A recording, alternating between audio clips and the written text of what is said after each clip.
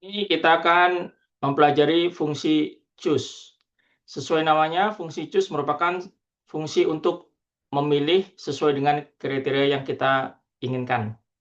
Nah, untuk memperjelas bagaimana fungsi choose ini digunakan dalam memilih dari beberapa data yang tersedia, kita di sini memiliki data variabel ekonomi. Ada 3, inflasi, kurs, dan pertumbuhan ekonomi. Dan di sini ada 6 skenario. Jadi kita akan memprediksi kondisi masa depan. Karena kondisi masa depan kita tidak ketahui dengan pasti, maka kita gunakan skenario-skenario yang mungkin terjadi di masa depan. Dan di sini terdapat 6 skenario. Dan dalam setiap skenario ini ada kombinasi ketiga variabel ini angkanya berbeda-beda. Nah, yang kita inginkan sekarang di sini kita akan memilih salah satu dari skenario ini dan kita ingin data yang kita pilih 3 variabel ekonomi ini, data ini akan muncul di sini. Dan dia akan berubah sesuai dengan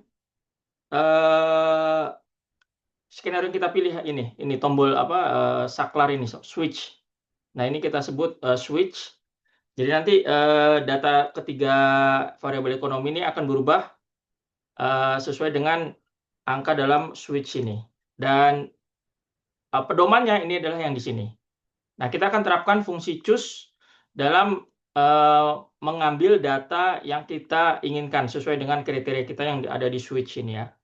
Ini kita sebut dengan switch atau semacam saklar karena kita akan mengubah skenario kita berdasarkan angka yang ada di sini. Nah, ini misalkan inflasi dulu. Kita akan terapkan choose.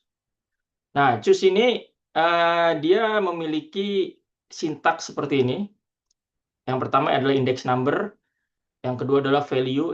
Value ini adalah data-data yang nanti akan kita masukkan, datanya berasal dari sini skenario. Karena di sini ada 6 skenario, maka nanti akan ada 6 value.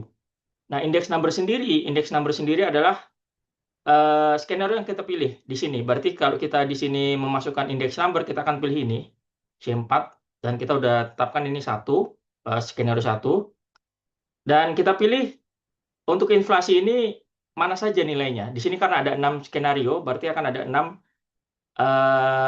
nilai inflasi. Kita masukkan 1, seterusnya sampai skenario 6. Nah, di sini kita sudah sampai di value 6.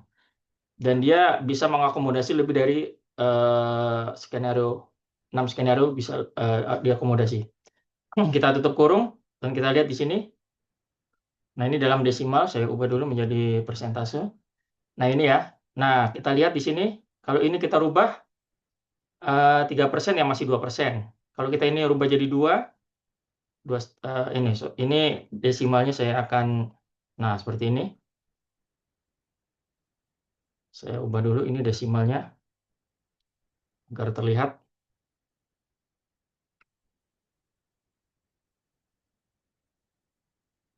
Nah, ini kita lihat di sini. Kalau kita ini pindah jadi 6, dia akan 4 sesuai yang ini.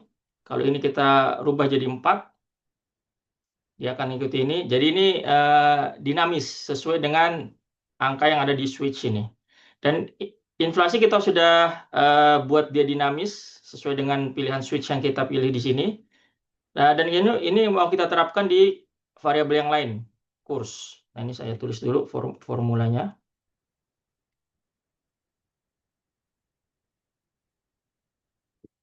Nah, seperti ini. Nah, ini kita bisa copy ke bawah. Tapi kalau kita copy ke bawah langsung, maka di sini datanya akan eh, terjadi kesalahan ya. Karena di sini C4 ini harusnya kita kunci. Coba kalau kita langsung copy ke bawah tanpa kita kunci, kita lihat di sini apa yang terjadi. Nah, dia value. Kalau kita lihat di sini kenapa? Karena dia C4-nya tidak dikunci sehingga dia turun ke C5. Dia relatif. Ini C5 ini C4 ini relatif karena kita tidak kunci.